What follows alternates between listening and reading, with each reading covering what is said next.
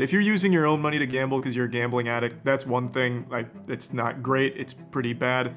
But you're an adult making your own decisions with your own money. It gets muddy when you are being paid to promote that casino, and the kids that are watching have the ability to sign up. They don't have verification to put money in, but they do have verification to take money out. So if they find out you're under 21, you won't get your money, or you're under whatever gambling Oh, age. It's probably wow. 21 for them. You won't get your money. They know what they're doing. There are a lot of like people who could be budding into school shooters. Right, so the kid who is 18 got there somehow, whether it's mental illness, whether it's indoctrination, whether it's like being a part of an echo chamber. It's probably a combination of all of the above. Most of the time, it's like good humans. I've worked with a couple people who are actually bad humans. They'll say like, how do I be less of a bad human? Like, I want to be a better human. I would like to understand how they started to believe the things that they believe. You know, what were they trying to accomplish? I'd like to understand not just the fruit that comes off of the tree, but where did the leaves come from? How did the tree grow? What was the sapling and what was the seed?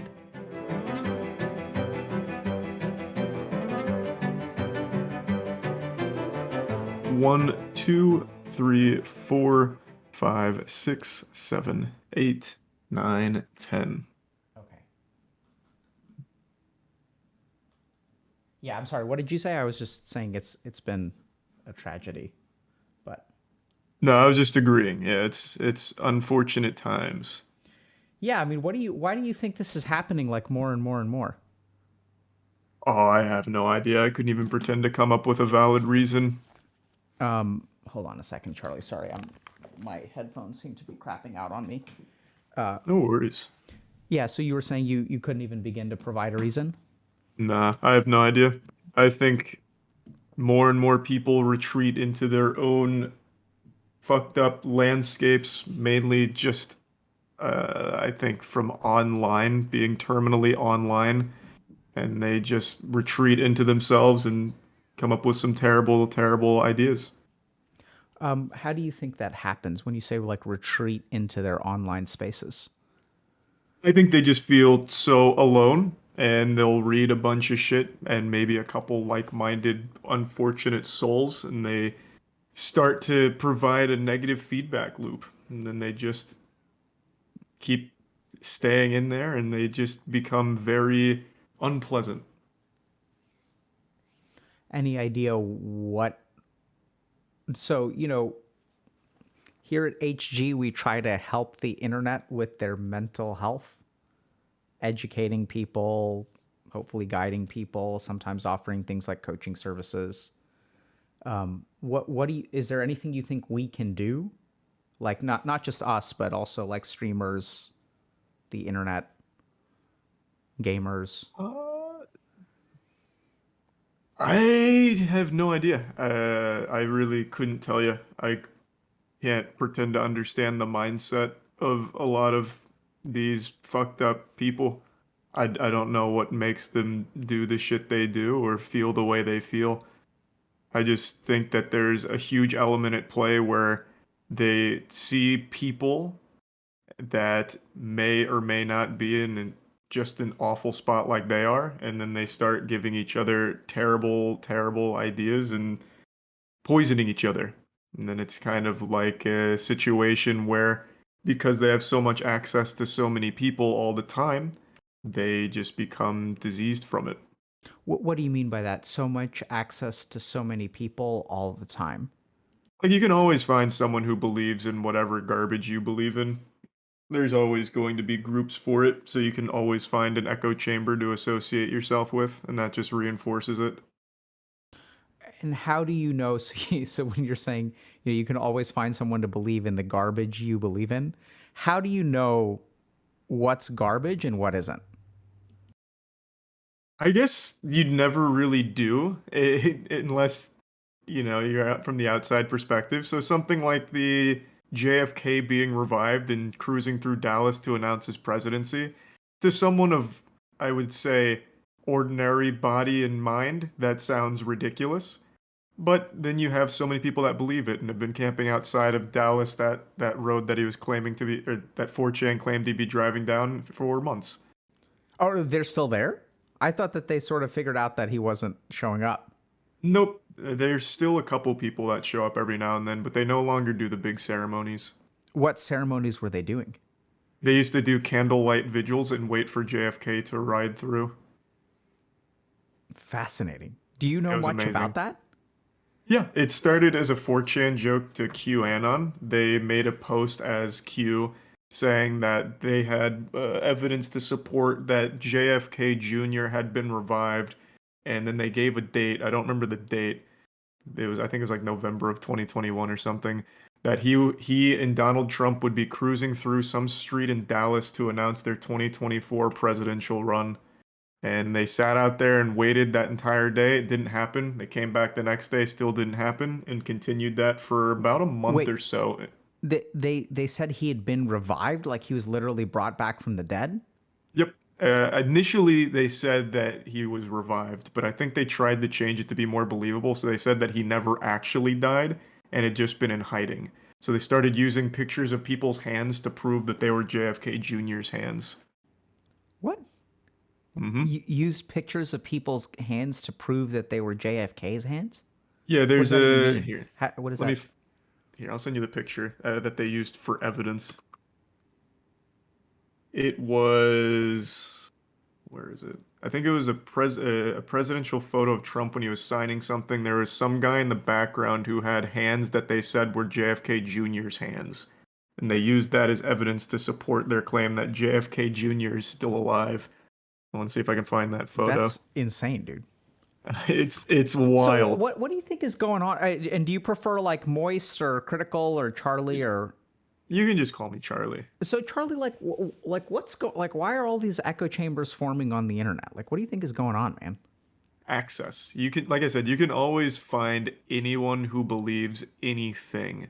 So then once you find that group, you just keep to yourselves in your own little bubble and you just feed off each other's paranoia.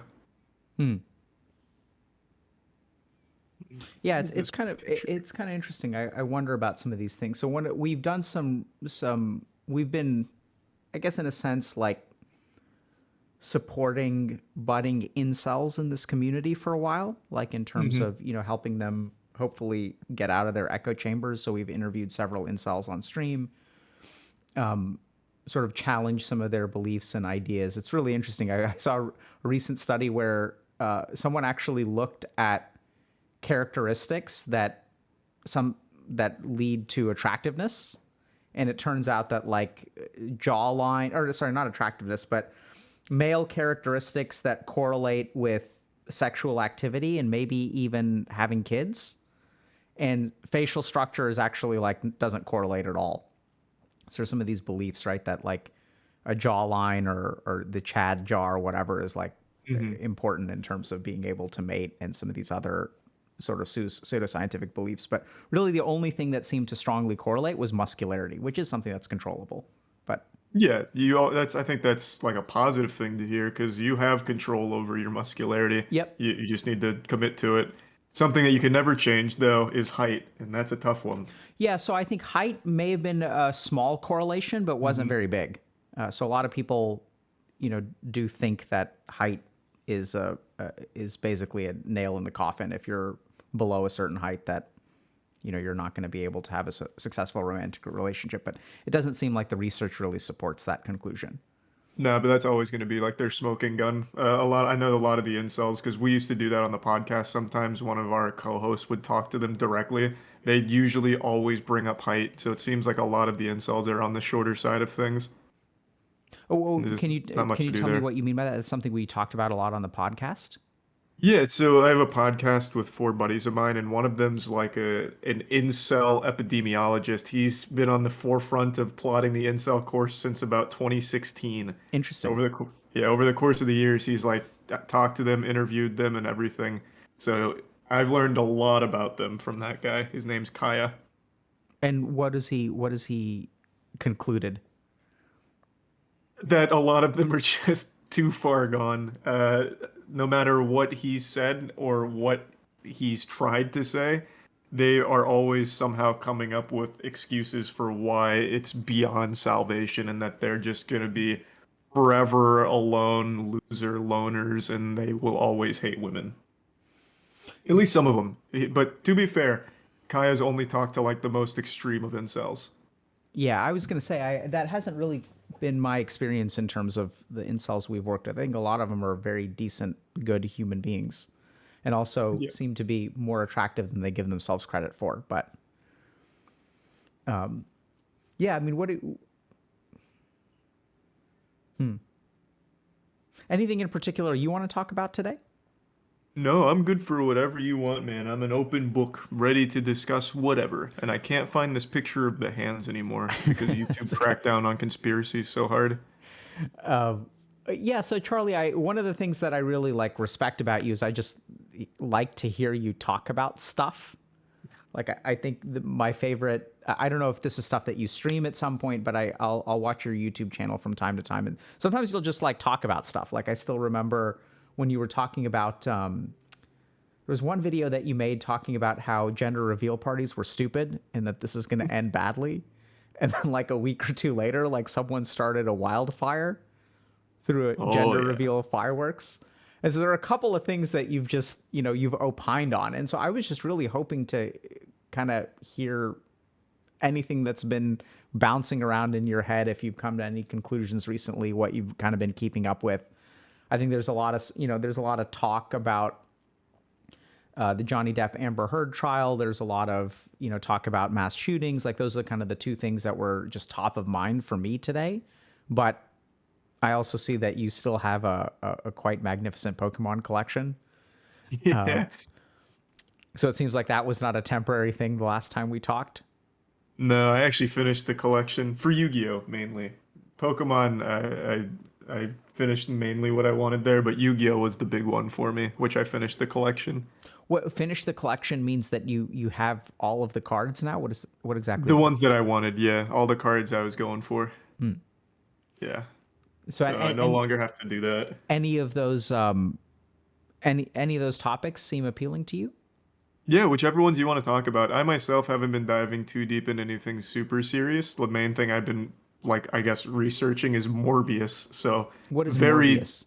it's a superhero movie that meme culture had almost propelled it to being profitable, despite it being an absolutely dog shit movie. It's just, I find it really fascinating. What do you So I find? was Yeah, tell me about it. It's so Morbius is the latest Marvel stinker. It was came out in April 1st, I think, and no one saw it because no one cared about it. It was kind of just a dead on arrival movie, stars Jared Leto, who most people don't like anyway. And it gained notoriety online because it was a superhero big budget production that nobody was watching. So people started memeing about it like Morbius is the highest grossing film of all time. It has a 2000% on Rotten Tomatoes. It's Morbin time, time to get morbed, morb sweep, morb summer. And from all of these memes, people actually went to see the film just to be in on the joke, and it's made 150 million, which is more than it spent on production. Probably not marketing, but that's a movie that instantly flopped, but then got a second win because of memes. It's like one of those B-rated, B-list films that people Yeah. will watch because it's so bad. Yep. Yeah, The movie interesting. itself is boring bad. It's not like a entertainingly bad movie, but the memes around it are what's entertaining. So people see it to be in on the memes. Interesting. So have you seen it? Yeah, I saw it opening day. It was a pretty much empty theater. It's bad. It's a very bad movie. Wait, so But the opening day was empty theater? So yeah, how did that's people know that it was bad on opening day? so they did like pre-release screenings and almost everyone, even like the most shilly of studio or sites were saying it's bad. Like it's not a good movie. So people's expectations were super low. And then opening day, the few that saw it started making fun of it immediately, and then the memes started to snowball. How do you think movies like that get made? So it's Marvel, but it was produced by Sony, and Sony has a history of just making throwaway garbage for the sake of keeping their rights. So like the most recent Fantastic Four movie, this just strikes me as a movie that was just made because it needed to be, and there was really nothing else put into it. What do you mean by that? It's a movie that was made just to keep their rights. How does that? Do you know how that works? From what I recall, Sony has a deal with Marvel where they get the rights to Spider-Man, Fantastic Four, and I guess Morbius by extension, but only as long as they actively use the IP. So every few well, for Fantastic Four, I think it was 10 years. I think it's every 10 years or whatever, they have to make a movie. Or I I might see. be confusing it with Fox. I think it's Fox that might have done Fantastic Four. But it should be the same deal, that to keep the rights, they have to actively engage with the IP. Got it. So they have to at least produce something. Yeah, And I think it might have been Fox for Fantastic Four. and so it seems like this Morbius movie is sort of like a it almost reminds me of like a little bit of GameStop where you Yeah. know it's I mean, as I understand with GameStop it was actually like undervalued, right? So there was that one guy on Reddit Mm-hmm. who was like doing an analysis and was saying like even though brick and mortar game stores may be on the sharp decline because of online sales, even then GameStop is like undervalued. And then I think somehow he also found out that everyone was like short selling it. Yep. It asked they were short selling more shares than existed, which I still don't understand exactly how that's possible, but I don't know if you. Yeah, I don't get that either. And for Morbius though, no one's making money. They're just making memories with memes. Yeah, so GameStop I also heard is making some kind of NFT thing. Yeah, they're transitioning to NFTs from what I read. I didn't go too deep into it, but it seems like the logical progression for GameStop. What do you think about NFTs? I'm not a fan. I think they're all a scam. What how do you arrive at that conclusion? So the big thing with NFTs is the crypto bros will usually buy their own NFTs for a huge price just to promote it on Twitter. Like, I'm a struggling art student. I made this NFT and it just sold for 20 grand on OpenSea, and then they resell it for like 18 or something, hoping that a legitimate sale comes in so they make money. But it's been proven multiple times that they are literally buying their own NFTs just for a high price to mark it up. And I also think all the Bored Apes and all the Bored Ape clones are just really lazy cash grabs. So Yeah, I'm just not a can you fan. tell me? I mean, I've heard a little bit about this stuff, but I'm not too familiar with it. What's up with the Bored Ape and Bored Ape clones? It's everyone believes they're gonna make money off it, but no one wants to be the last person holding a Bored Ape. So they buy into the hype. They get a Bored Ape for an astronomical price, like 500 grand or something. They squat on it for a little while, let the hype continue to fester, and then eventually hope to turn it around for more money than they paid for. No one actually wants the Bored Apes. It's just they want to hold it long enough, just long enough to get a sucker to pay more for it. So it's just something that has absolutely no use or value other than making money off hype. So do you what do you think about crypto? Do you think how much of this correlates with crypto and how much of NFTs are you think like quite different from crypto? Because a lot of because you refer to the crypto bros, right? Yeah, I think crypto's fine. Like the main coins and everything. I got into crypto in 2016. And while there's a lot of like really shady ones and a lot of dog shit, I think there is a future for it. But that future I don't think involves NFTs even in the slightest at all. It's just that idea of having that crypto blockchain ledger I think could have practical use down the line. But I also just don't really like the crypto bro community either, so I don't care if it hits zero, even though I have crypto of my own. What do you think is the value in crypto? So, like, being able to have that ledger, which has proven to be great for exposing scammers and shit, I think is valuable for like a business if you need to keep track of things. And since it's so quick and updated so like instantaneously, I think it just makes it for like a good customer service experience for a business, or at least it could What do in you the mean by future. that? A good So, like, so for example, if you're buying something and you want to know the history of the item, you can immediately just look up everything and every owner, every price and everything like that, so you can instantly know if what you're dealing with is legitimate or a I scam. see. Okay. So the decentralized information that's available lets you track things. Is Yeah, but I also don't know if it'll ever get to that point outside of scams. I just think there is a possibility where crypto is a legitimate thing. Right now, I don't think it is. So if it hits zero before then, I think it's probably deserved to. what do you think needs to happen for it to reach that point? Bro, I don't know. They need to shut off everyone with a Bored Ape picture on Twitter. It's killing all of it. It's so bad. It's so bad. Yeah, I was reading a little bit about Bitcoin, and so I guess Elon Musk bought a bunch of Bitcoin, and Yep. then a few days or a few weeks, maybe I think it was days, he announced that Tesla would be taking Bitcoin as payment, Yeah. and then Bitcoin prices shot up, I and know. And then then they said they won't take it anymore. yeah, and then so it's unclear whether he sold it or what he did with all of his Bitcoin, and then like a week later he was like, "Yeah, we decided not to take it," and then Bitcoin prices dropped. I know. It's crazy. But that's like the whole nature of crypto. That's why it's so hard to be like enthusiastic about it because of shit like that. Pretty much everyone in crypto is the most annoying person that you can listen to. So it has such a negative reputation. So why do you think people get into crypto? To make money. I think the only reason people are in crypto is FOMO and trying to make some quick cash off of it because they've seen a lot of other people make money off it. So to them, it's just like early enough where they're convinced they can still make a big payday out of it. Yeah, I think we have.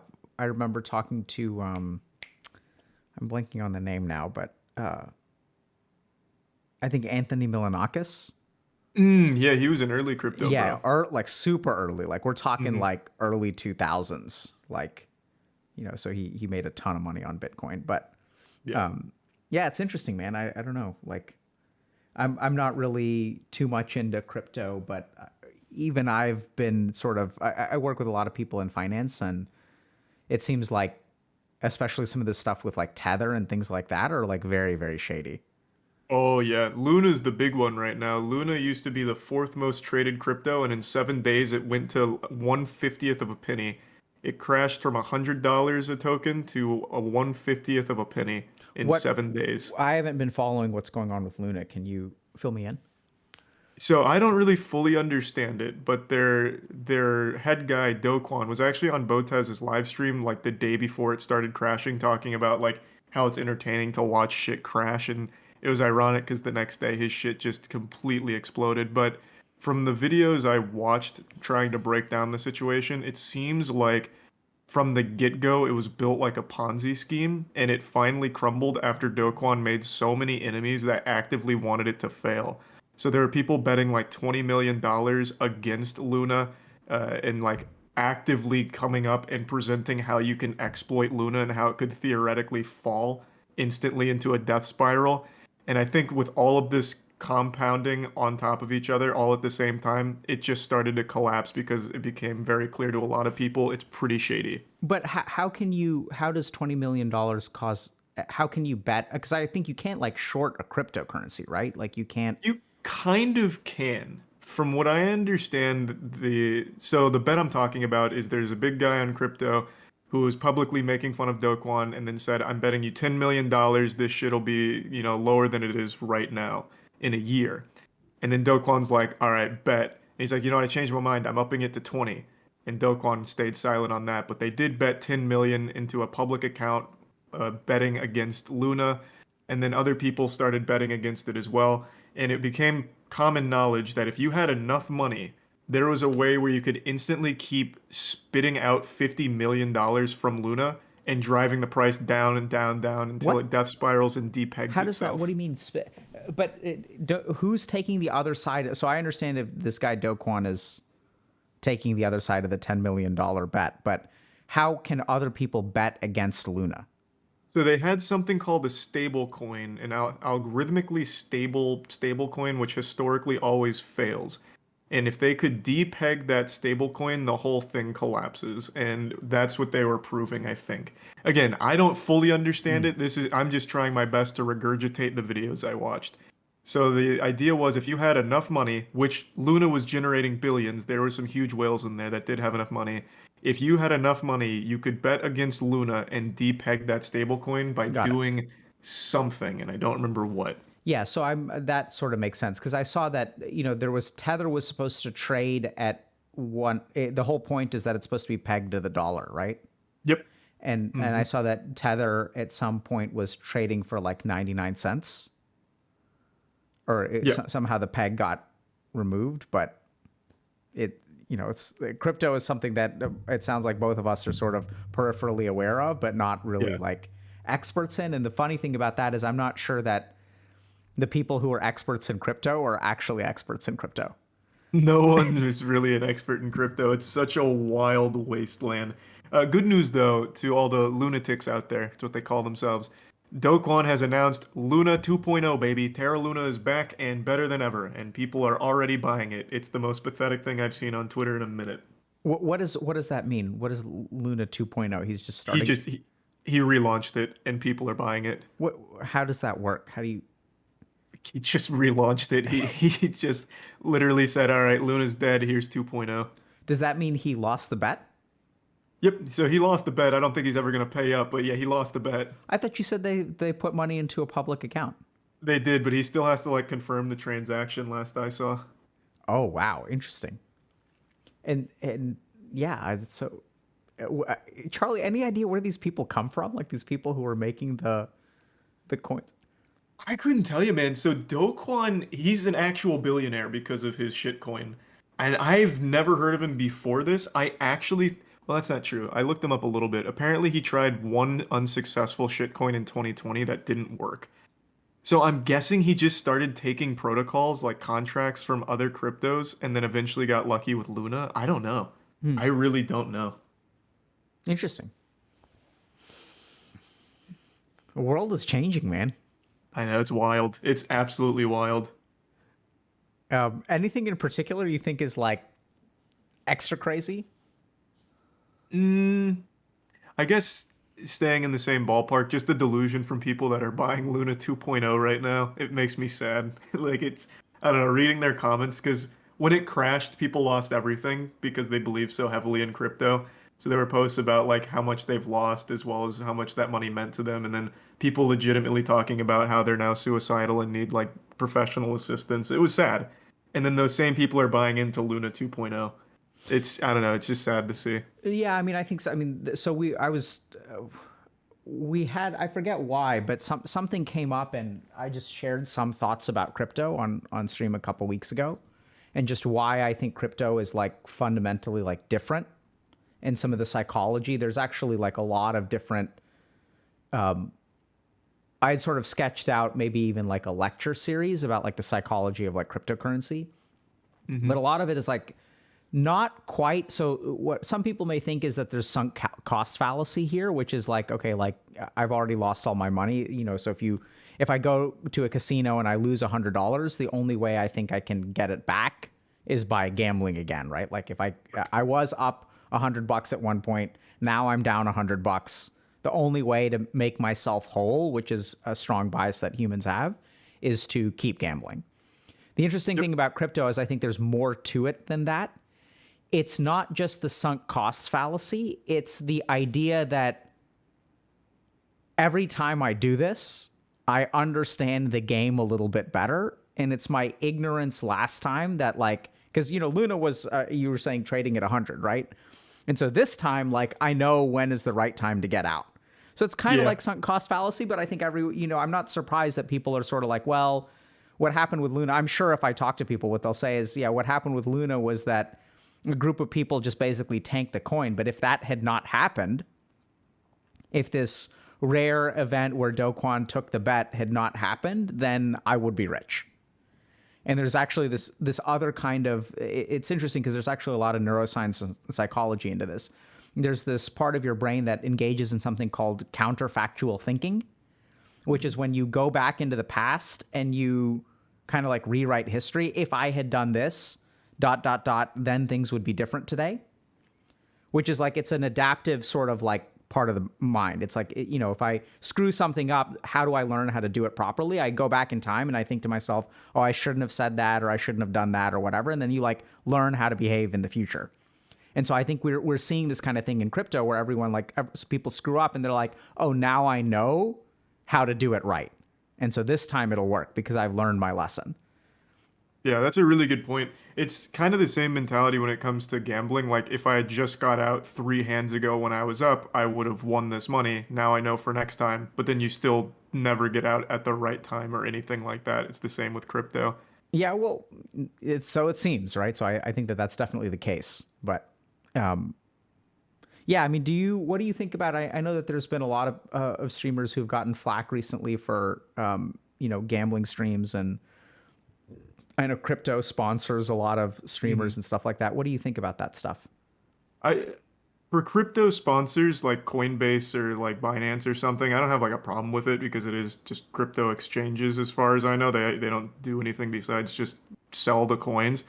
But when it comes to stake, which is the big one, I think that's always in a really sketchy area because you're getting paid in their money to promote it. If you're using your own money because you're a gambling addict, it's one thing. It's still not good. But if you're using a company's money to get people to sign up to it, especially when you can sign up underage with no problem at all, because stake just allows you to sign up as long as you have a pulse. There's no verification. Then it's a completely different issue, I think. So, Oh, so Stake is I'm not not a fan. an exchange; it's a gambling website or something. Yeah, it's a casino. It's an online crypto casino. Online crypto casino. What does that mean? So you play the slots, you play roulette, you play all the classic games, but with crypto on their casino. Oh, interesting. So, what crypto do you play with? Whatever crypto you put in. So you can sign up at any age. There's no Oh, verification. So interesting. yeah, if you're 8 years old and you accidentally got a hold of your parents' Coinbase account, you can send some Bitcoin to a stake account you just made and just start gambling. There's no verification. And I Wow. think So that's a I big wonder if problem. that's actually part of the. I know this may sound kind of weird, but I wonder if like that because that's part of the, in a sense, the advantage of crypto, right? Like so. Hmm. A big part of, and maybe this is a controversial statement, but I thought the whole point or a big part of crypto is that it is to a certain degree like unrestricted, right? So it's like all on the blockchain. So there isn't any particular government who can track your moves, block your moves, things like that. That it's the whole point of crypto is that it's like it's a free currency that can be used however you kind of want to, as long as someone else is willing to take it. Yeah, pretty much. But that doesn't apply when it comes to gambling since it's so heavily regulated in the States. You're not even allowed to be on the same carpet as slot machines in a real casino. But crypto skirts that by being an online one. And since they don't verify age to play, anyone can sign up, which is the big problem. What do you say? What do you mean when you say you're not allowed to be on the same carpet as slot machines? What does that mean? If you're under 21 and you go to like a Hard Rock, there's carpets that the slot machines are on, and if you are under 21, you're not allowed to be on that carpet at all on that floor. They'll Interesting. ID you. If you're under 21, they kick you out on the spot. Interesting. Hmm. So it seems like there's a lack of regulation for these online. And is the lack of regulation because it's online or because it's crypto? I think just because it's crypto, I think the big thing is since it's a crypto casino and no one has really, come up with any solutions to the issue of kids being able to sign up, that they just don't bother. They're just not aware of it. So like I said, if you're using your own money to gamble because you're a gambling addict, that's one thing. Like it's not great. It's pretty bad. But you're an adult making your own decisions with your own money. It gets muddy when you are being paid to promote that casino, and the kids that are watching have the ability to sign up with no problems at all. That's a huge problem. That's an actual crime in the real world.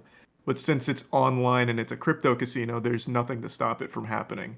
If everyone that was watching like a sponsored stake stream was of the proper gambling age and they make that decision to go gamble after watching their favorite streamer do it, I still don't think it's a great thing because they're going to lose a lot of money, and that money they lose directly profits the streamers. Not amazing, but they're adults making that decision. Kids don't know any better, and they can freely sign up to these casinos no problem. And I I think see. that's a big So, issue. so, so what I'm kind of hearing is actually that the biggest problem is sort of the sign up process or the lack Yeah, thereof. I think the biggest problem is the actual casino, which is stake. Interesting. Yeah, I'm not really sure. So I keep up with some of this stuff, but like quite peripherally, and I know that I saw a clip from Miskiff where I think he was being quite honest, and I really appreciated what he said. And he was like, everyone has their price, and it's like it's hard when someone comes to you and offers you. It just occurred to me, I don't know if you have any gambling sponsors or stuff, but No. I may have been setting. I wasn't particularly trying to attack anyone, but I think it's just it's something there's a lot that's changing in the world, and I just like hearing your thoughts about that kind of stuff. Yeah, no, it's a completely different landscape. It's all very different now. Things have become a lot shadier, if you ask me. There's a lot of under the table kind of shit going on. Like Drake was doing a stake sponsored stream last night, and there wasn't even like a hashtag ad in the title or anything. So I don't know. It's just it's a little wacky, a little weird out there. Why do you think things are getting shadier? How's that? Because they're finding ways to go around like the norm. So it's really lucrative to be immoral, it seems. People beg to be scammed. You can see it in crypto, for example. People just keep falling for Luna 2.0. So if you take advantage of these people that are really gullible and everyone wants to make a quick buck, you can make so much money off of it. It's just super easy, and it's hard to resist that temptation for a lot of these companies, I guess. Yeah, so Charlie, one thing I'd push back on a little bit, having worked with people who I think would be called immoral, is that I think oftentimes these people don't think that they're being immoral. You, you Oh, know, I'm not talking about individuals. I'm talking about the companies. I'm talking about companies taking advantage of it. So yeah, like that Stake has too. put so much money into getting everything on Twitch a Stake sponsored slot machine stream. Pretty much all of the people gambling right now are gambling on Stake. And they've done a lot of money to ensure that's the case. So Interesting. I'm talking about the company specifically. I think a lot of people maybe don't do it with like the worst intentions ever or anything like that, but the companies themselves absolutely know what they're doing. Yeah, that's interesting. Yeah, I don't know. I'm just kind of like thinking through that for a second because I think oftentimes I'm not disagreeing with you, but I just don't really know. And one of the Hmm. things that I try to do is like reserve judgment on someone's intentions until I've actually talked to them. And Yeah, at the same time, I think that it's not an unreasonable claim to make that Stake knows what they're doing or that they're trying to be purposefully predatory. One thing that I can attest to is that I know that a lot of people will accuse public people or companies of being purposefully predatory. And I personally don't see it that way if I've had some kind of relationship with them and have sort of really heard their perspective. yeah, absolutely. So I make the claim about Stake because they very well aware of what they're doing. They're an offshore casino.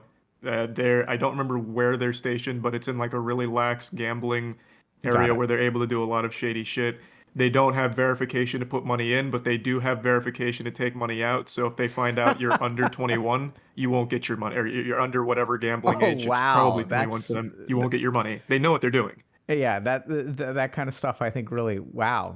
You need verification to get your money out, but not to put money in. That's really Yeah. interesting. Yeah, That's so wild. I think that one's one of the companies you could say with a high level of confidence, they're not ignorant. They know exactly what they're doing. Interesting. Yeah, that changes things a lot. I mean, because like I said, I try to reserve judgment, but that sort of sounds kind of shady. Yeah, it absolutely is. And I don't think every company is as bad as Stake or as egregious as Stake when it comes to things like that. So I do definitely understand your perspective there, but for Stake in particular, the one that I was talking about, I absolutely think you can make the claim that they're very well aware and very predatory. What do you think is so? So you mentioned that things seem to be getting shadier, right? Like, Hmm.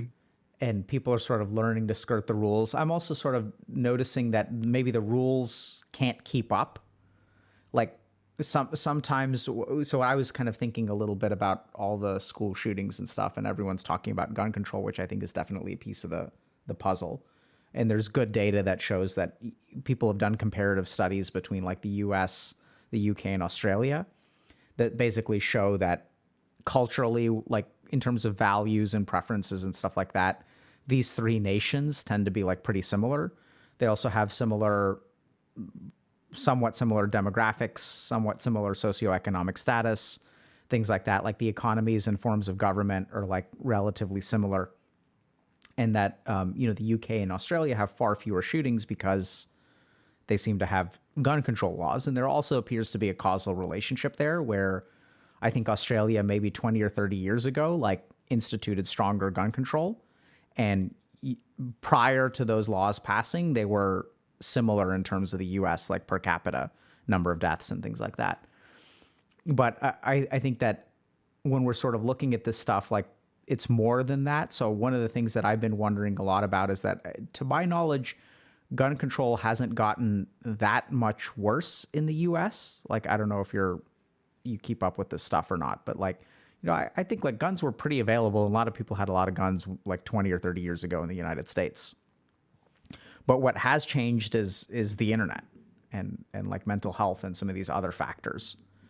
Any thoughts about any of that? Yeah, so what you just said is something I thought about a little bit. It's not something I think about too often because I find it to be a really depressing topic that I don't have an answer for.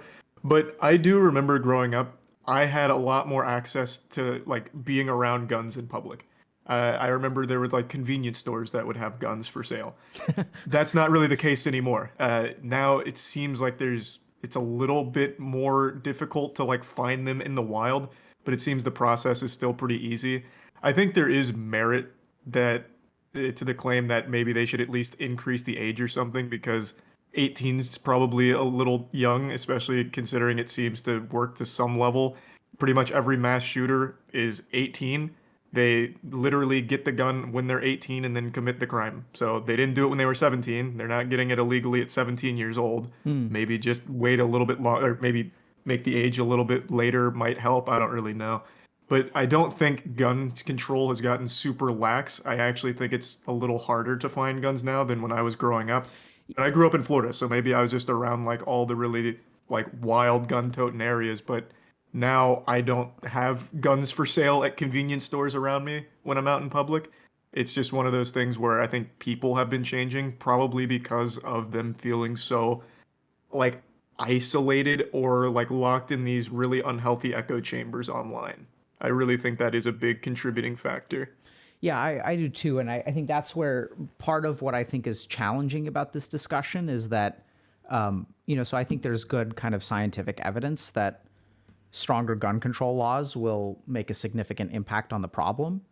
And at the same time, just like you, I've actually found that I don't think the availability of guns over the course of my life is like drastically increased.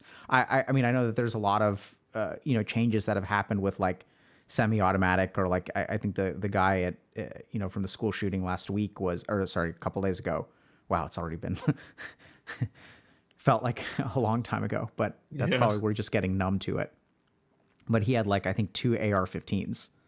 And I was also reading about how like people actually fired shots at him before he even went into the school. Like he crashed his car into a ditch and people tried to stop him and they like opened fire on him and they just let him go in. Yeah, I read that. That was pretty upsetting. Yeah, it's wild. Any sense about what we can do about echo chambers? I don't think there's anything you can do about echo chambers. That's the nature of the internet. You will always find these like fucking poisonous pockets of people that you'll just fall into and never leave. And to you, it's normal, but to everyone on the outside, it's dangerous. I have no doubt, like, I saw those text messages from the shooter. I mean, he's speaking like someone you would see in like a really degenerate Twitter group, right? Like, it's just these people that fall into these extreme groups and never leave and just never get that like reality of, wow, this is bad. Yeah, I think it's interesting. So we've been doing some research and supporting a couple of organizations who want to better understand some of these like internet-based phenomenon. And one of the key things that I think is happening that we don't really appreciate is, so when you watch a YouTube video, YouTube will recommend content, right? Yeah. And so what tends to get populated, so I think there are a couple of features on the internet. The first is that the most emotionally engaging content is what rises to the top. So what we're sort of seeing is like the more polarizing the content is, the more likely it is to be successful. And so, clickbait is an example of that. I think like one manifestation of that core principle is clickbait.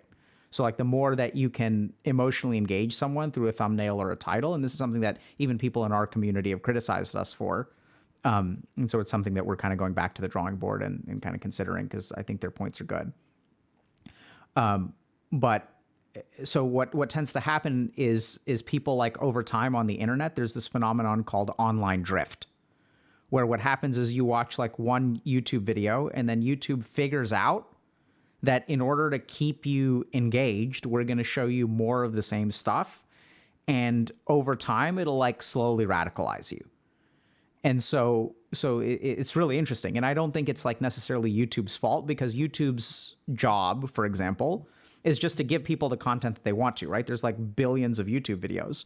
So it's in YouTube.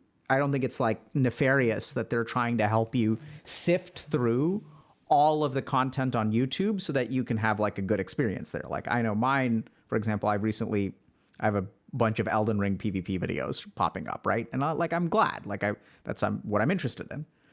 But the interesting thing is that if you look at sort of how these echo chambers form, it seems like a lot of this content aggregation and like content like kind of pushing you in a particular direction. And what you'll even do is there have been studies of online behavior and mass shooters and things like that. And what they discover is that there is this like drift where you start out on Twitter and then you wind up on Reddit and then you wind up on subreddits and then like particular subreddits and then like more radical subreddits. And then you wind up on Discord servers. Then you wind up on more radical Discord servers. And like over time, you like drift from a general exposure to like things that are radicalizing. Yeah, that makes sense. I haven't heard that term before, but that's definitely something that sounds like it's happening. Yeah, I mean it's wild. Like just what is we look at what's happening on the internet, like sort of what we're doing to ourselves in terms of, steering clear of just gravitating towards content, because that's what we do. And then as we gravitate towards content. So I've been struggling a lot to try to figure out like what to do about this. But I'm not quite sure, because I think it's sort of like almost a manifestation of like the laws of how internet content dissemination works. Yeah, I don't know if there is anything you can do about it, to be fair. Like, even as the platforms, I really don't know how much there is that you can control. It seems like it's more of an individual thing where you're just constantly hungry for more and more content, so you keep drifting further and further down the rabbit hole until you end up somewhere weird. Yeah. Any weird rabbit holes that you've stumbled upon? I don't know if I've stumbled on any weird ones recently. Nothing too crazy and nothing too new. Hmm. At least not that I can think of off the top of my head. Mainly just like the Luna stuff, which isn't really a rabbit hole. That one's just like a pit of misery. I don't think there's anything weird. Did you hear about this like misinformation division or something that the U.S. government recently started? Did you? No, what's that? I think they like tried to start some kind of like division of like misinformation handling, right? Because like there's a lot of like misinformation around COVID and stuff like that, and I think it kind of got torpedoed because it sounded very draconian, right? So like misinformation, the control of information sounds quite sort of fascist, or I don't know if fascist or authoritarian is the right term, but anyway, it was just something that crossed my mind because I think they tried to sort of do something about it, but it seems like really, really hard. Like, how do you know which information is correct? Yeah, I don't know. That's a pretty slippery slope, and it's definitely not a cool sounding name. Yeah. That just sounds evil. Right? And people in chat are joking about Ministry of Truth and things like that. Yeah. But it's interesting because like there is, you as you were saying earlier, like you've got these like people on 4chan that are like JFK is still alive. I know. Well, it's that. So 4chan themselves doesn't believe it. They just do it because it fucks with QAnon, and they're just kind of like 4chan's lol cow. Because pretty much anything 4chan tells them, people in that group believe wholeheartedly. So they just make fun of them through like these really goofy conspiracy ideas. Yeah, what do you know about QAnon? I don't really get it. I just can't believe it's real. So to me, they're just kind of clowns that do goofy shit, but apparently there's a lot of really like dangerous ones too. The only ones I ever see are the ones waiting at that Dallas Street for JFK Jr.'s revival and stuff like that, and the ones that go around with signs saying, uh, I don't know, Zack Snyder's eating Hollywood babies. These vampires in Hollywood are real and stuff. Who's It Zack just seems like Snyder? it's a group of people that believe any and all fanfic conspiracies. Interesting. Yeah, there's also been some recent studies about psychology of like what people believe, like conspiracy theory kind of like personality traits and things like that. So I think it's people are trying to investigate like how it is that people can believe this stuff. But Yeah, I just don't get it. I don't know how you get to that point where you actually believe in reality with your whole heart that a man has been revived, like actually come back from the dead to run for presidency. It's just, I don't know, it just blows my mind. Because these aren't like mentally deranged people, like they hold a job, they exist in society, like they don't stand out as, some kind of raving lunatic, and yet somehow they still believe these things and wait with candles outside of that road waiting for JFK Jr.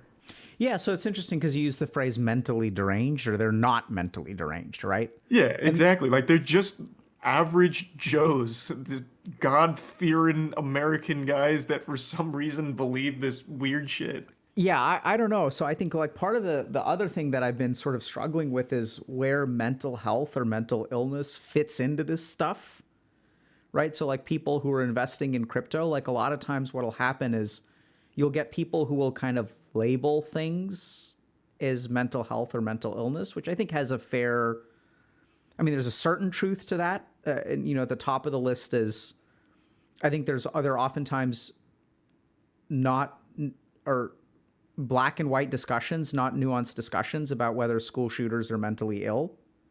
Do you have any thoughts about that, by the way? I think they absolutely are. I would definitely be on the side that says anyone that like actually commits a crime like that is mentally unwell. I think I can say that with a high level of confidence that I would view them as a mentally unwell person. So mentally unwell meaning what?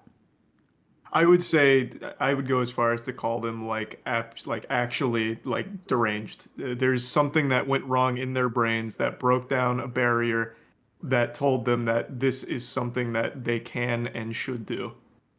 So I would absolutely put them in like a legitimate like Arkham Asylum for the criminally insane.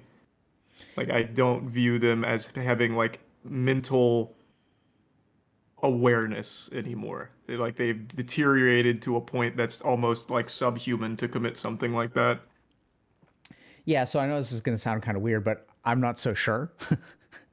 And that's where sometimes I think that like when people do things that are unbelievable, oftentimes people will jump to the conclusion that their mind is not functioning properly, right? So like, and this is where like if you look at things like suicide bombers, for example, like are suicide bombers, do you think suicide bombers are mentally ill? I would say so, yeah, to take your own life like that for whatever reason, I would absolutely say that. Yeah, so I think that's where sometimes what I'm almost hearing you say is that if a human being behaves in a manner that is so contrary to what we consider normal, you would consider that a mental illness. I I guess a better way of illustrating the point, and this is going to something that I learned about a while ago. There's a guy in Canada, completely normal guy from everything I read, and one day on a bus he just stabbed a completely random woman, and then ate her eyeballs. Oh, did the stream just crash? My stream, something happened with my something happened with my video card, I think, but it seems to have sorted itself out. Hold on. You can still hear me, right? Yeah, I can still hear you. Okay. All right. You were saying, sorry? So there's this individual in Canada. One day on a bus, he stabbed and beheaded a woman and ate her eyeballs on the bus in front of everyone. With her decapitated head, he would scare people with it as they got off the bus and locked them in. Absolute breakdown of mental sanity. Engaged in cannibalism, absolutely horrible stuff. That guy went to jail for, I think, 8 years and was let back into general society. They deemed it just like a brief episode of psychosis or something like that. And I just disagree. I think when someone crosses a line like that, I don't view it as something that you can ever come back from. That's someone that I don't think should have ever been let back into society, even if it was like a acute episode of psychosis. I just don't see how someone who has something like that isn't in a place of mental instability and danger to the people around them. Well, so let me ask a couple questions. So I'm not saying that mass shooters are not mentally ill. So I think that there's a decent chance that many of them are, but I think that there's like more nuance to it. So let me ask you this. If we're saying that that person is mentally ill, right? Mental illness can be treated, right? Mhm. So if that person is treated, do you think that they can be let back into society? How can you ever know if they're fully cured, though? There'd be no way of ever knowing for sure if they actually like, because this was You're a you're break with no history. It's you're just it's just 100% correct that you can't predict the future if you're a mental health professional. You right. can never know. But we do have standards of treatment, right? So we can sort of say that this thing is in remission, it's in sustained remission for 5 years. We can't know, we can't see the future. We can't ever know what's going to happen, but we have a lot of confidence that people who are stable for this period of time. I have no idea about this particular case, and it just sounds really bizarre. I've worked with people who are acutely psychotic, and I've never heard of anything like this ever happening. But I think if we're sort of saying that people are ill, then it sort of stands. Generally speaking, we believe that people who are ill can be treated and in sustained remission, especially if it's an acute psychotic. I would sort of think about something like substance use in a situation like that, because usually substance use, when you see just really like normal people don't just start murdering people because of an acute psychotic. I've like literally never heard of that. The only situations that I've heard of where that kind of behavior happens usually involve substances of abuse, because that's what precipitates such a bizarre, aggressive, psychotic experience. Most people who have acute psychotic experiences they're not dangerous. Like, this is a very common misconception that people who are psychotic and people who have schizophrenia are like dangerous. Like, most of them are not. Like, they don't. Schizophrenia, when you really have it, it comes with so much disorganization. So people will say like, oh, like these school shooters and stuff, like maybe they're schizophrenic. I don't know. I've never evaluated them. But I've worked with a ton of people with schizophrenia, and most of them, even when they're like acutely psychotic, are not like dangerous. It's actually, and part of what bothers me about sort of assuming that this is mental illness is that I think it really misrepresents mental illness. I want to make it clear, I'm not saying it's all mental illness. I Yeah. think the question was, do you think they suffered from mental illness? And my answer was yes, I absolutely think there was a level to that. Yeah, yeah. I didn't think that you were blaming mental illness for that, but I appreciate your clarification. But I think that it sort of stands to reason, right? That like something about the way that this person is viewing the world is like so divorced from what we would consider healthy. But that's where I sort of, the reason I brought up a suicide bomber is because I think I've also observed that there is a certain amount of indoctrination or conditioning that I don't know would be like a neurotransmitter malfunction, right? So if we think about things like depression or major depressive disorder, we sort of know that there's like a biological basis for it. Whereas I don't know that the people who become suicide bombers have like a biological basis for what happens to them. Some of that appears to be actually like more nurture than nature, in terms of they're taught and begin to believe particular things. They're parts of echo chambers, and then they start to like, behave particular ways. They have different sets of values. Any thoughts about Yeah. that? No, I mean, I think that makes sense. I just think when it ultimately comes down to it, the decision for, in the example of a suicide bomber, to actually give your own life to something, I think there has to be some level of, like, I guess, mental conditioning or something mentally that's gone wrong that allows you to make that decision at the very end. Because most people have some level of self-preservation. Sure. I think that's like a very normal thing. And when that's not there, you have to wonder, well, why and how? Yeah, I mean, I think that's where. So I think if we're, I would toss in conditioning into that. That's why I kind of think, because I've been struggling with this stuff a lot because I'm trying to understand like what we can do to alter the course. So like here's the thing that I sometimes think about is that there are a lot of like people who could be budding into school shooters, right? So the kid who is 18 got there somehow, whether it's mental illness, whether it's indoctrination, whether it's like being a part of an echo chamber. It's probably a combination of all of the above. I was also seeing recently that the American Psychological Association recommends a mental, like a therapist to student ratio of about 500 students to one therapist. And the number is closer to, I think the number right now is 1,000, closer to 3,000 to 1. So we have a severe deficiency of mental health treatment. And like, I just wonder about, 3 years ago, is there something that we could have done if society was different, if our interventions were different, if our resources were different? What could we have done to prevent this from happening? So gun control is a piece of it, but like, if we're sort of assuming that mental illness is a component, how do we fix that? And that's something I've been thinking a lot about. But yeah, I don't know what the answer to that would be either, but I had a question for you because I'm kind of curious your perspective. You mentioned indoctrination for things like this, and I think that makes sense when it comes to like suicide bombing or like killing for like a military cause or something, because you can convince people that they're doing it for a good cause. How do you indoctrinate someone to be like a mass shooter, like a school shooter? Where does that indoctrination come from, you think? Oh, I think it comes from the echo chamber. I agree with you completely. Okay. So I think, and you can even look at like manifestos, right? Where people think that they think they're striking a blow for like goodness and justice. They even will cite other school shooters as like heroes. They're like, this world like is, so I personally think that it has a lot to do with like resentment and hurt, that people are sort of driven to the fringes of society and they see no hope of any kind of like recovery or any kind of like reconciliation with the world. And so they've lost at life already. And some people who lose at life will sort of go down the route of suicide. Other people who have lost at life are like, I'm going to burn it down with me. Yeah. Sometimes I think even in the most deranged kind of thinking, like people think that they're doing someone a favor. But I think that a lot of this stuff, if you look at like where a lot of like hatred comes from, I think hatred most commonly stems from one of two places.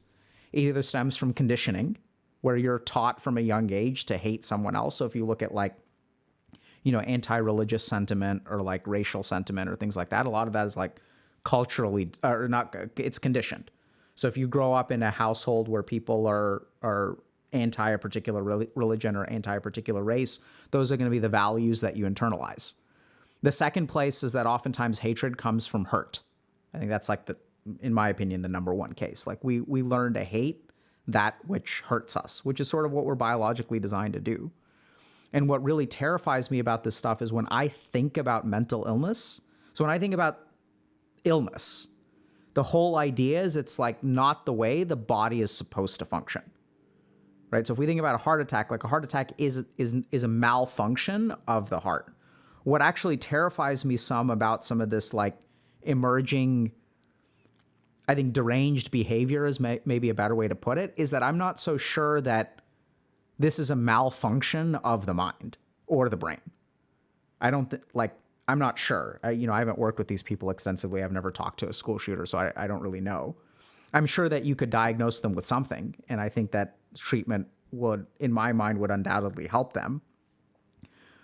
And at the same time, I'm not so sure that because I don't know that indoctrination is the same as illness. I think both will lead to deranged behavior. But it's something that I think our conceptions of mental illness are maybe not sufficient, or our conceptions of behavior need to be more nuanced than just mental illness. Okay. I think all of that makes a lot of sense. Yeah, I would be curious though, if you did have a conversation with one of the school shooters, what do you think you would learn from them? What would be the main things you'd want to learn from them? Where would you steer that kind of conversation as a professional? What would I learn from them? What would you want to try and get out of them? Yeah, so I'll start first with a quantitative answer. I'm sure I would imagine the answer would be a ton. And that's where I mean, I would have the conversation in a way that I have it with anyone else, which is, so we had a interview several months ago with someone who had a lot of labels that I think were negative in nature. So the person was racist, homophobic, anti-Semitic, and was sort of like, labeled as a Trump supporter. And some people were kind of upset because they were like, you're giving Trump supporters a bad name. But what I actually discovered by talking to the person is that, like, there's a human being behind all of those labels who's, like, actually an amazing person. And it was so interesting how we judge people based on those labels. And, like, one of the things that we try to do here on stream is, like, really, this has been my experience, is that I've worked with a lot of people. I've worked in jails, I've worked with homeless populations, things like that. And there's, like, most of the time it's like good humans. I've worked with a couple people who are actually bad humans. And even then, sometimes some of them will say, like, when I work with real sociopaths, they'll say, like, how do I be less of a bad human? Like, I want to be a better human, even though there's a fundamental piece of me that's, like, sociopathic. But in terms of kind of answering your question, I would like to understand what motivates them. I would like to understand how they started to believe the things that they believe. What were they trying to accomplish? Like I'd like to understand not just the fruit that comes off of the tree, but where did the leaves come from? How did the tree grow? What was the sapling and what was the seed? Because I think until we understand that, like, there's this concept in medicine called primary prevention, secondary prevention, and tertiary prevention. So even when you're preventing a problem, you can prevent a problem from happening a second time. You can prevent risk factors developing into a problem, or you can prevent the risk factors happening in the first place, if that kind of makes sense. Yeah. So there are actually several layers of prevention. And I think when it comes to school shootings, like, we need to apply all three of those. So is this, and I think like some of the stuff could be super simple, Charlie. Like, it could be as simple as, like, I don't know that these people are taught how to communicate. Like, I think if someone sat them down and, like, even just helped them understand, like, this is how you form healthy relationships. Because a lot of times, like, and I sort of see this a lot with some of the incels and other people that we work with. But a lot of them, just their whole conception of the world never gets questioned. And it's not that you have to convince them otherwise. It's just you need to ask them questions.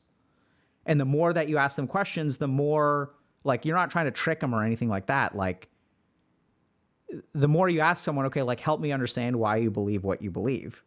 Like, the more that they have to build up their belief system from the ground up, the more it kind of falls apart if it's not, like, based in reality. Does that make sense? Yeah, I think I understand. But I mean, I would love to understand, what was your childhood like this, the resentment that bore this fruit today. Where was that resentment born? And, like, how did you nurture it? How did it grow? Like, what was the fertilizer? What was the water?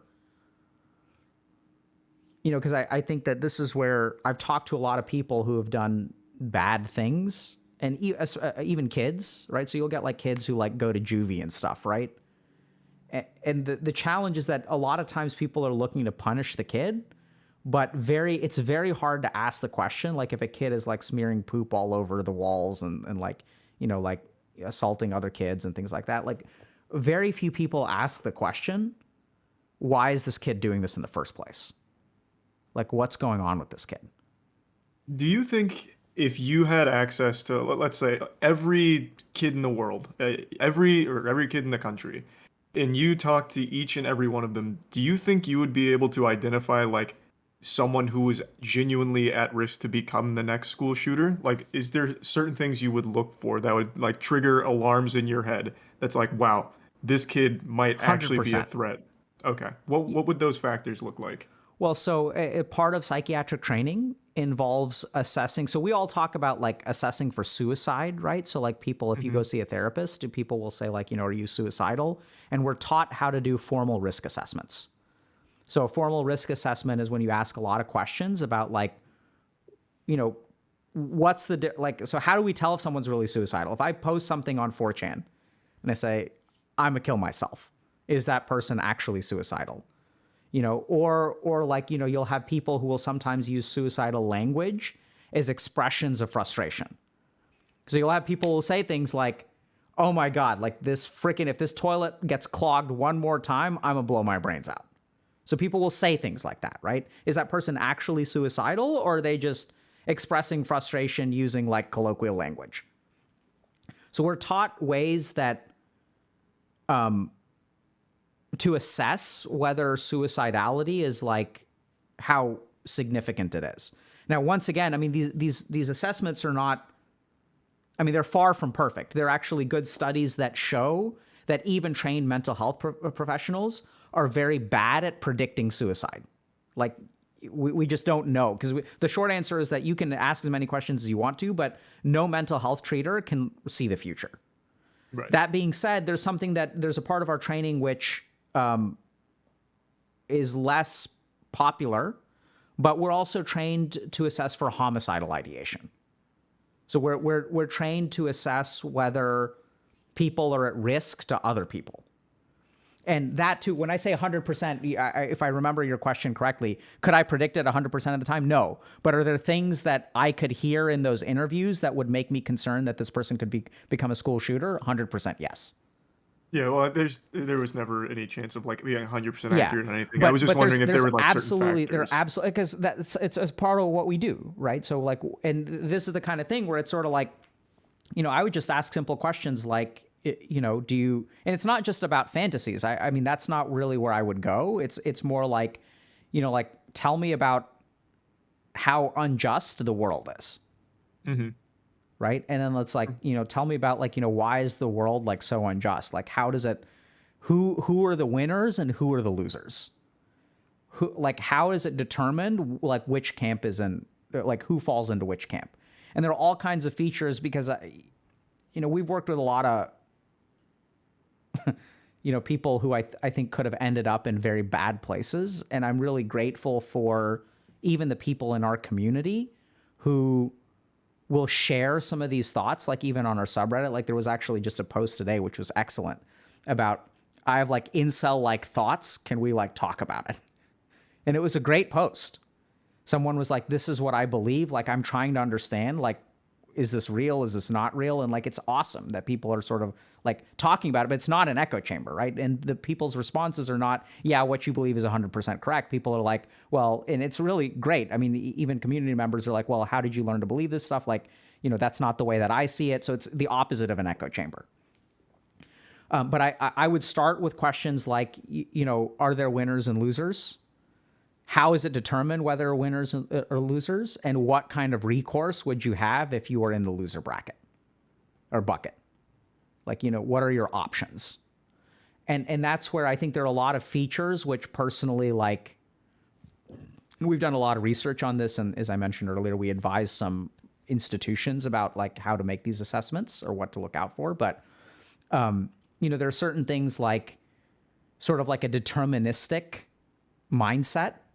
So the idea that, and this is what I think a big part of it is, like, once a human being believes that there is nothing they can do to alter their future, that's when I think extreme behavior happens. Would that be like one of the main things you'd look for, is someone that's completely lost hope in their future? 100%. Okay.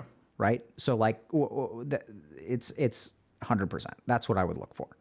And so then the question becomes, you know, you talk to them about it, and then you're like, okay, so what are your options if you have no hope in the future? And this is where a lot of people will turn towards suicide, right? Because they don't believe that things can ever get better.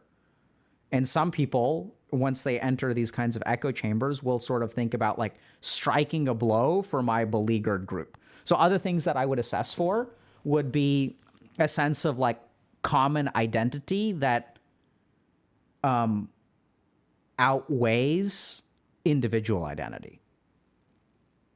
So I think a lot of the worst human behavior happens because people stop being individuals and they be part of a group. So if you look at like Nazis, right? It's like Nazis were doing stuff for the sake of the Nazis and for some higher order goal. And I think actually most of the worst behavior in human history is not due to negative emotions. It's actually due to positive emotions. Like Or they think they're doing something good for whatever they're aligned with. yeah, because if you think about it, like the natural human tendency to commit a harmful act, like we're not harmful creatures by nature. At least I don't believe so. You can argue against that. But I think if you just look at the majority of humans, like most humans are not violent. Most humans don't kill anyone in their life. Most humans don't assault anyone in their life. Most humans just aren't like that. We tend to be, and even in the animal kingdom, which is brutal and violent, most conflict is not lethal in the animal kingdom between, like animals of the same species. So obviously, if you're like a lion who's hunting a gazelle, like that's going to end in lethality. But if you look at two males that fight, the mortality rate from like, alpha conflicts is not very high, I think. I don't really know statistics, but generally speaking, people will like joust, right? But like one of them doesn't die. And so human beings are not intrinsically, we're all capable of violence, sure, but most people are not out there being violent. So then the question becomes, what does it take to overcome a human being's natural reluctance to be violent? And that's where I think like the greater good is a very strong motivator. Because I'm not doing this, I have to do this lesser evil for the sake of the greater good. And I think that's where things like suicide bombing comes from, right? It's for this like greater purpose. It's like this noble thing. It's something that we have to do. We have to protect people. Like there's a lot of in school shooters. There's a lot of like anarchist sort of thinking around it, right? Like everything needs to be torn down. For the incels that were mass shooters, which I understand now that mass shooter manifestos are changing a little bit. They're like a little bit more politically oriented, whereas 10 years ago they were very like kind of incel oriented, where people felt like society was unjust and things like that. Have you read like most of the like manifestos, like Elliot Rodger, the most recent shooter as well? Have you read those manifestos? Not in their entirety. I mean, some of them are I was curious. like 60 pages long, right? Oh yeah, I think the Buffalo one was 180 or something so crazy. Yeah, like they're very long. I'm pretty sure I've read every scientific paper that analyzes the manifestos, and I read parts of the manifestos myself. Okay, yeah, that makes sense then. Okay. And I mean, there aren't that many. I mean, there are many, but there are not that many scientific papers analyzing their language. Why do you think that is? Why do you think there isn't a ton of stuff analyzing the language? I remember with Elliot Rodger's manifesto, it almost became like a joke with a lot of the shit that was in it because of the way he talked. And I feel like a lot of people don't know about the manifestos. They know they exist, but they never actually read them. Is it just because of the length and it's a big barrier to entry, or what that's would you chalk probably that a up to? part of it. I think that there are a couple of other issues. The first is that I don't know. I'm saying I don't know. This is not my area of expertise. I don't know how much can be gained out of a written thing as opposed to a conversation. So if you look at the way that psychologists are trained, we're not trained based on evaluating written material, right? Like we're not analysts of written material. We're analysts of like mental function. And like generally speaking, we use conversation as our best instrument to understand the inner workings of the mind. So when someone writes something, like people can do thematic analyses and symbolism and all this kind of crap, right? Like you can do that sort of stuff. But I just don't know what the correlation is between an analysis and something clinical. Because what we assess for, so for example, like when we assess for schizophrenia, it's not you can talk about the content of delusions, but if you actually like look at the criteria for the diagnosis of something like schizophrenia, the fact that they have delusions is part of the criteria, but not the content of the delusions. It's a bunch of other stuff. So people who have psychotic disorders will have disorganized thinking and disorganized speech. So they'll be like disheveled. They'll also, we look at all these other kinds of things. Like even if you kind of walk down the street, you know, we have this instinctive way of, sometimes we'll see homeless people and we'll be like, that homeless person, like I'm going to like stay away from them. You'll have this instinctive kind of revulsion towards particular people. And that's because your brain is actually like looking at a lot of stuff like facial expressions, eye contact. So even if I like look at your eyes, you have a fluctuating, like your eyes move around, right? And my eyes move around, and I have fluctuations in my facial expression. There are all these kinds of things that we look at, which if we stop doing those things, if I start talking to you like this, and I adopt a monotone, and I don't change where I'm looking, right? And what are you feeling right now? Uncomfortable. Exactly. Like that, right? And you even know I'm faking it. You know I'm faking it. It's just an uncomfortable thing. Yeah. Right. So these are the kinds of things that we're actually trained towards. And that's where like you can't get that from a manifesto. Yeah. Okay. I think that's a really good answer to it then. Do you think there's any value at all in reading through the manifestos? Because I remember with the Unabomber, a lot of people read his manifesto. In fact, I think his manifesto has like its own Wikipedia page at this point. It was like a pretty well-studied thing, but not anymore. Now they don't look at these kind of people's manifestos. Do I think there's any value? Yes. But I don't think that.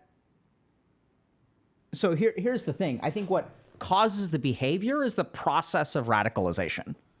It's not the radical beliefs that you hold. So does that make sense?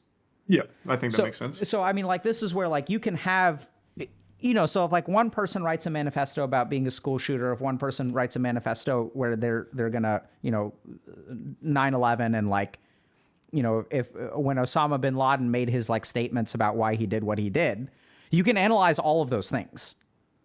But I think that what you're going to see is that the content of the, I'm just going to call it delusional. I can't make that clinical assessment. I'm sort of using it colloquially, but the content of what they believed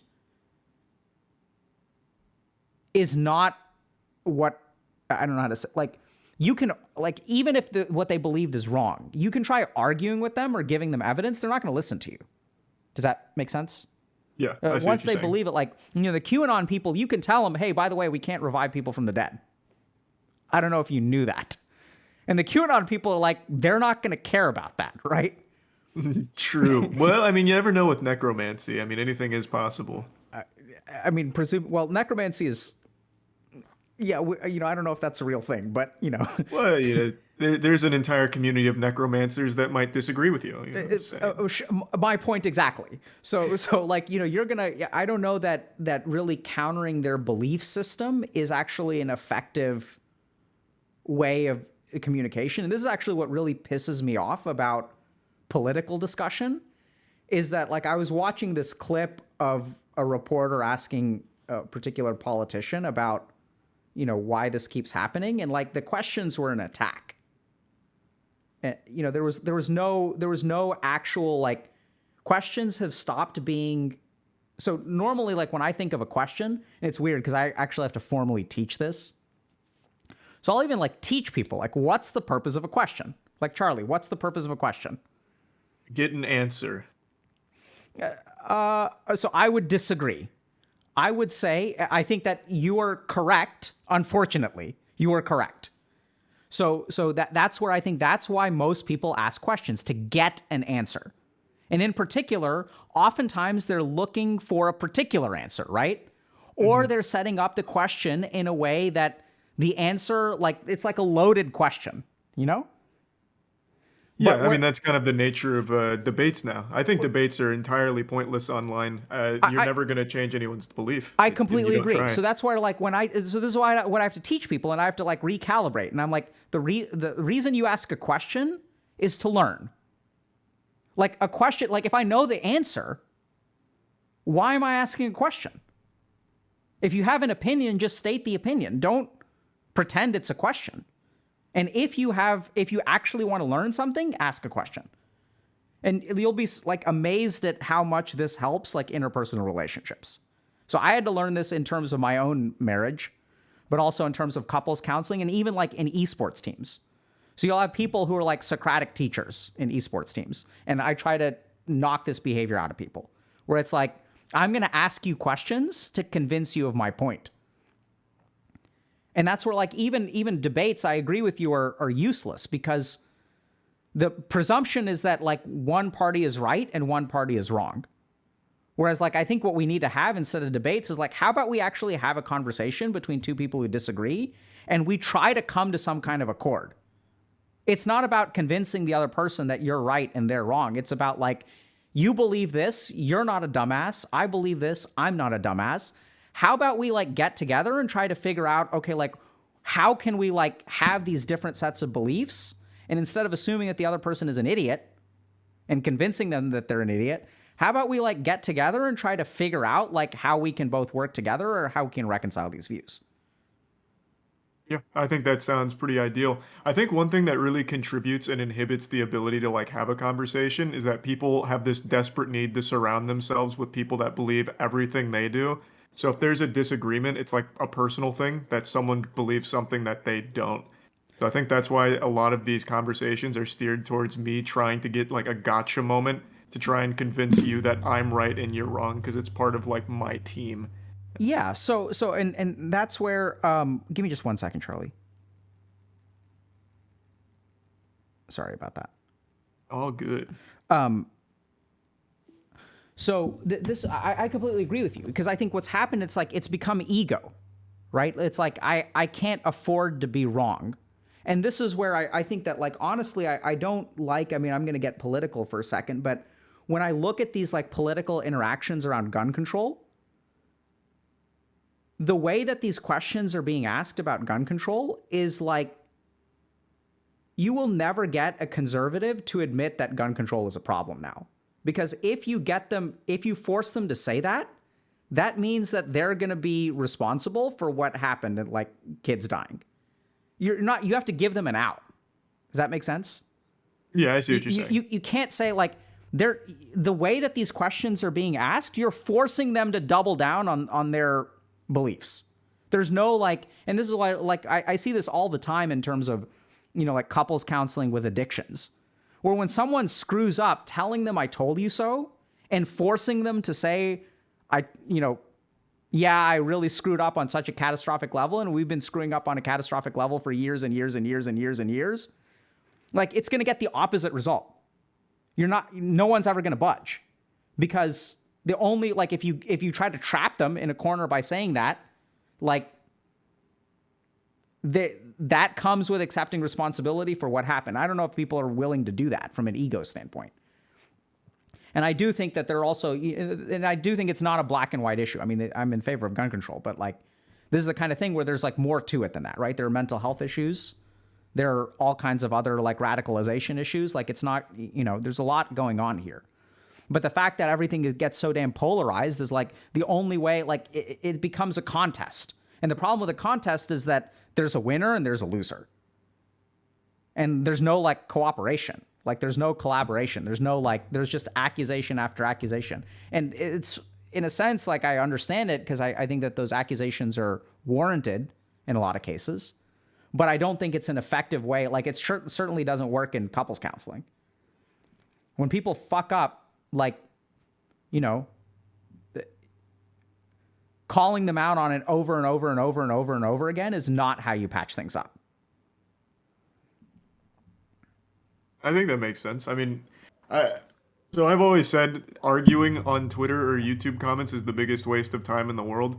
And I think it just ties into the point of no one's ever actually going to budge on a belief. I think we're at a point where no one ever wants to say, like, I was wrong about something, or no matter what you challenge them on or what you present, it's just falling on deaf ears. Even if it's like an objectively wrong stance, it's something they choose to believe in and will disregard everything else, like flat Earth.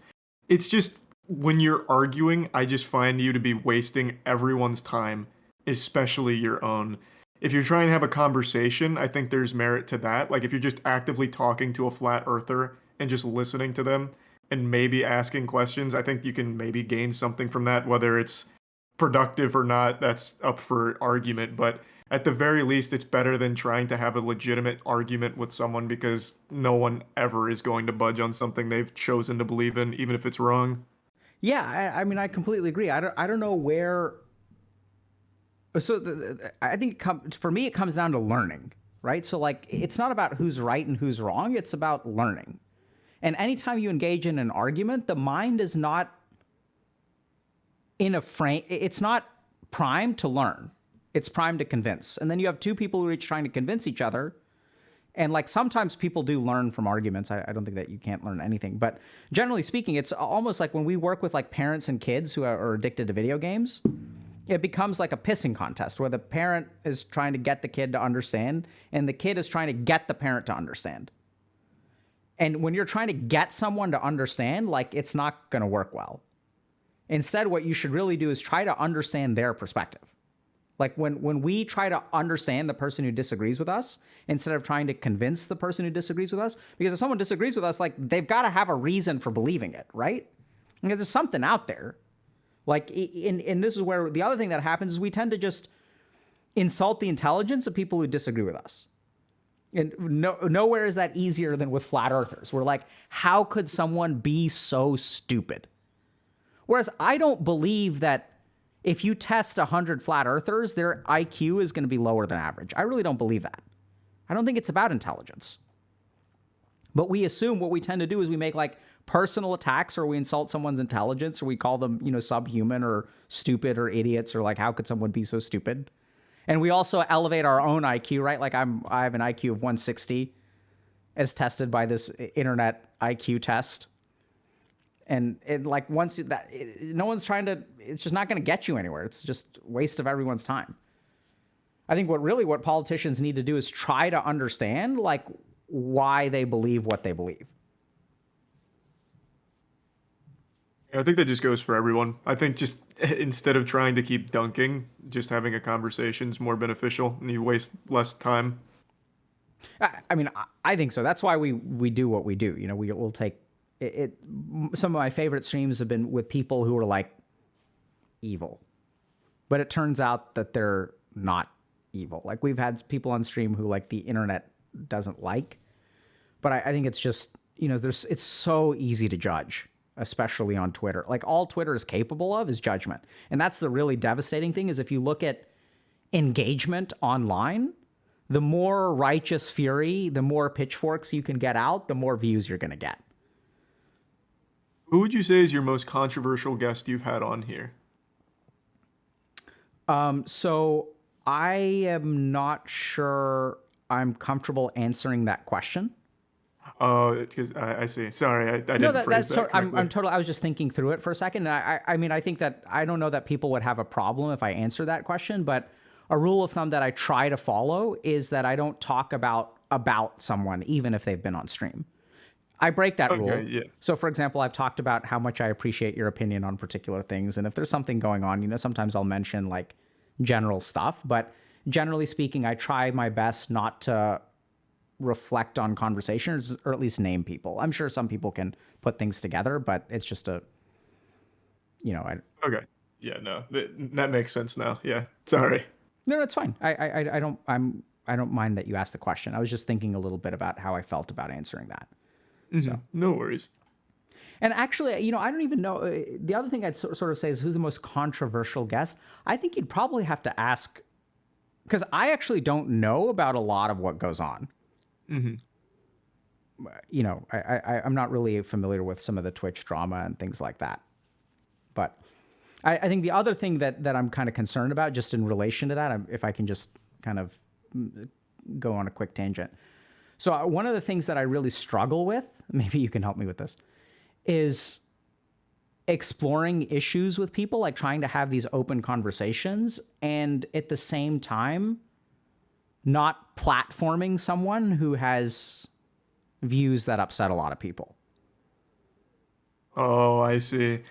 Yeah, that's a tough balancing act. I think no matter what you do, when you talk to someone who has views that are we'll say spicy, there's always going to be people that think that you are doing more harm than good by giving them a voice in front of people. I don't really think there's any way of convincing everyone that what you're doing is to try and understand or try and like talk about or challenge these things. They're always going to be viewed by at least some people as platforming and thus giving a voice to someone that could potentially convince someone else of bad stuff. There's really not much you can do there. At least maybe there is, and I've just never seen it yet. But from the nature of everything I've seen online, people are always just going to have that belief.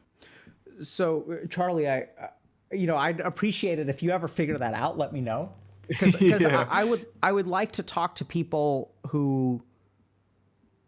So we would like to talk to people who just have like different perspectives on things. And I think especially with some of these like, labels that we sort of really dislike. I'm not saying that those to be homophobic is good or anything like that. But I think that what I really try to do is just help people, or what I believe, I guess, is that like there's like good humans at the bottom of everyone for the most part. Even the people who have antisocial personality disorder, like, and are sociopaths, like I've worked with a lot of them, and they're like good, in a weird way, good people. Like they don't have that internal moral compass, but almost as a result, like the morality, the code that they choose to live their life by is like developed through more effort, whereas it's like kind of like instinctive for us. But I mean, I think there's a lot of stuff out there that I don't know how we're going to solve some of these problems unless we like really try to understand what some of these people believe. Yeah, I think that makes sense. I do have a quick question kind of Yeah. on the back of that.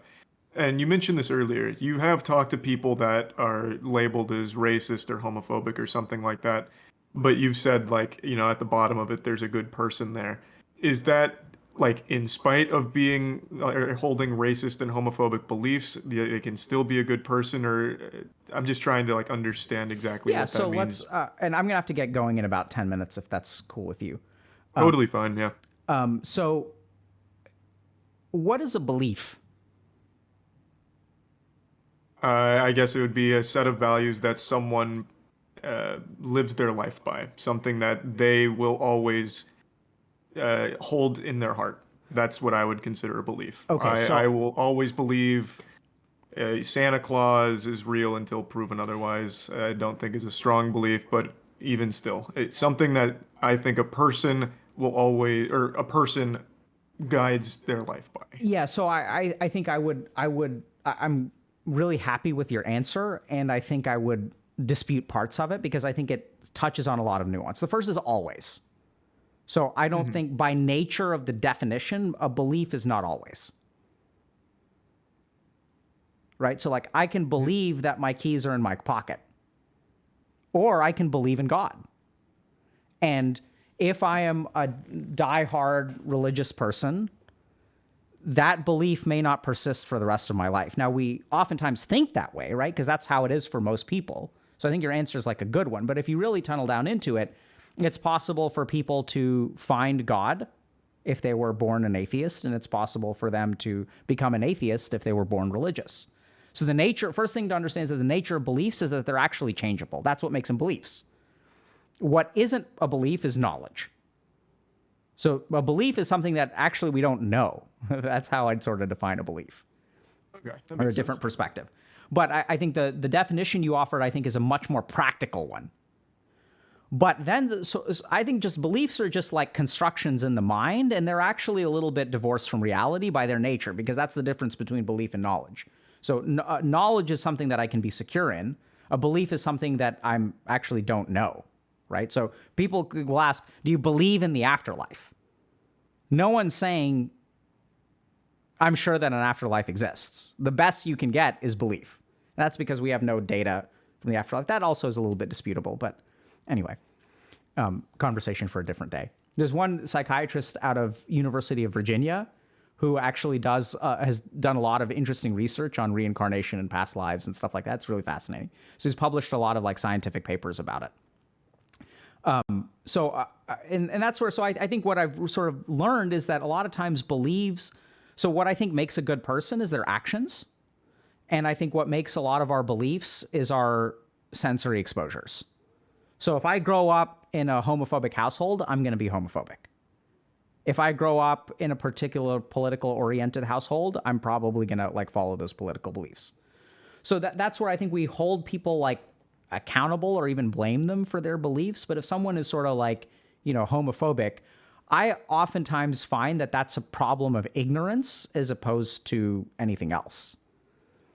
And I think there's a guy, I forget his name. He gave a really good TED talk. He's like a black dude who spent some time like with white supremacists or KKK members, and just like got to know them.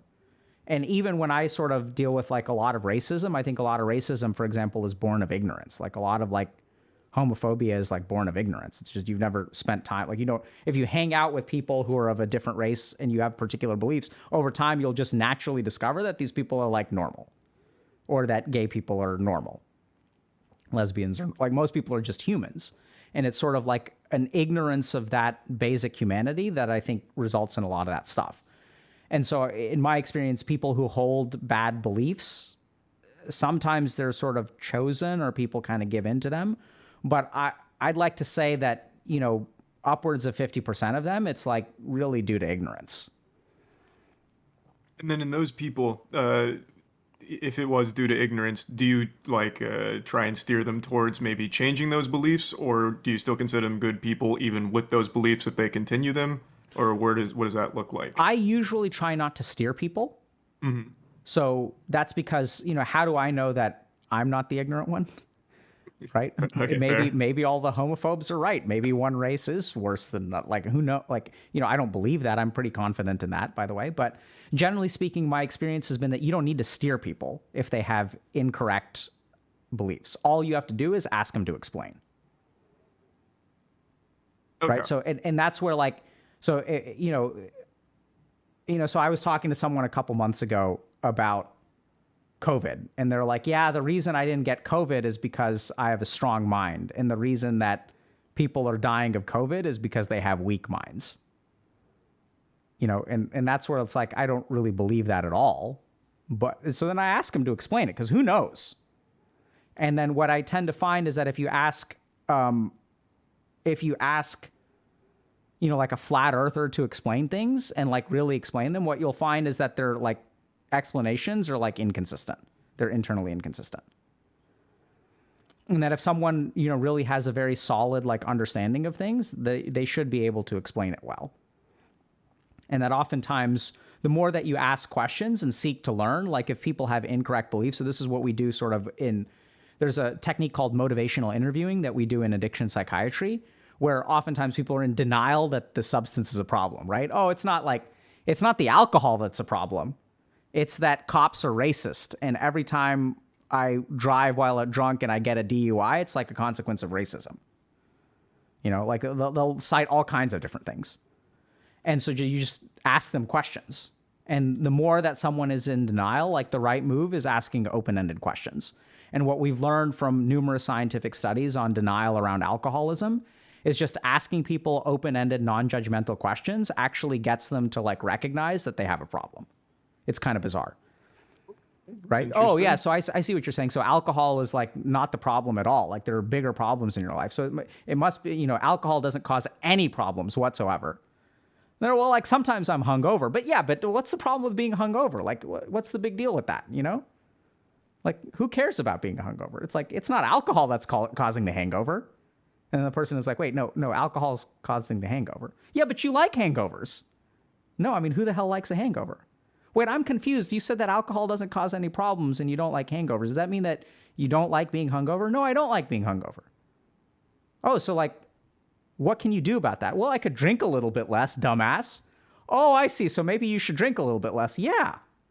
And then you kind of like Uno reverse them into recognizing that they have a problem. A little inception play. It's called motivational interviewing. So, and that's where it's just asking people, you know, questions. I don't know if that makes sense, but yeah. So I try not to steer them usually, but at the same, you let them arrive at their own conclusions. Because that's, I think, how people are going to change, right? It's the very opposite of a debate. It's not my place to convince you, but like I'm happy to learn about your beliefs. And usually what tends to happen is when you create that kind of atmosphere where someone doesn't have to defend against your attacks, then like they're going to be more open-minded. And then if I have an opinion, I'll share it with them. At some point, I'll say, hey, like, I really think you should consider cutting back on the alcohol or even maybe taking a break from it. Here are the reasons why. Number one, you won't be hungover anymore. Number two, it sounds like if you get one more DUI, you're going to lose your license. And it sounds like you've got an awesome career, but you need to be able to drive. And number 3 is it sounds like 2 people have now broken up with you because of your drinking. And they may not have been, I'm not saying they were the right people for you. I'm not saying that, like, you know, you're never going to be happy in a relationship unless you stop drinking. But here are the 3 things that I've heard from you. What do you think about that? And then it just lets them go to a better conclusion. Yeah, or just it's not really even about the conclusion, Charlie. It's about getting them to question, right? So I'm genuinely asking, what do you think about that? Like, I've stated my beliefs at that point. And I'm like, this is what I think, man. Like, you tell me, like, what do you think? And they're like, well, like, you know, I think there's a part of it that's fair and a part of it that isn't. And it's like, okay, cool. Like, what's fair about it and what isn't? And so you kind of just keep talking to them and conversation. And then I think most humans will come to the quote unquote right conclusions. Yeah, that's interesting. I've never heard of that before. Yeah. Cool, man. Awesome. I've got to we actually have a sponsored stream, and there's a company that's been kind enough to offer coaching to our community. So I got to bounce over to that. But I just really wanted to thank you for coming on today. Yeah, no, thank you for having me on, man. I really appreciated the conversation. I like talking to you a lot. So. Oh, likewise. I always appreciate it. Yes, people are wondering if it's steak. Yeah, we have no, it's not steak. Yeah, that would be such a big power play if it was, though. We spent the whole first minute just talking about steak and kind of shitting awesome on it a steak little is. bit. No, yeah. But any kind of closing thoughts from your end before we wrap up? Not really. Talking about like some really depressing stuff is usually not something I do, but talking to a professional like you about it's always kind of interesting and eye-opening. So I just always appreciate the conversation.